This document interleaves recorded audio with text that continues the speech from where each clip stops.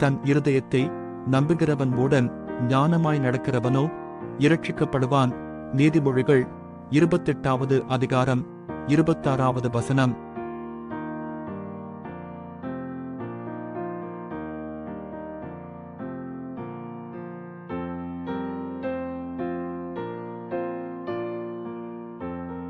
தன் இருதயத்தை நம்புகிறவன் மூடன் ஞானமாய் நடக்கிறவனோ இரட்சிக்கப்படுவான்.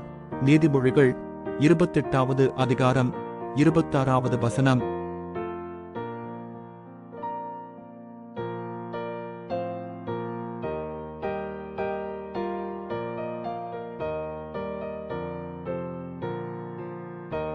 தன் இருதயத்தை நம்புகிறவன் மூடன் ஞானமாய் நடக்கிறவனோ இரட்சிக்கப்படுவான். நீதிமொழிகள் 28வது அதிகாரம் 26வது வசனம்.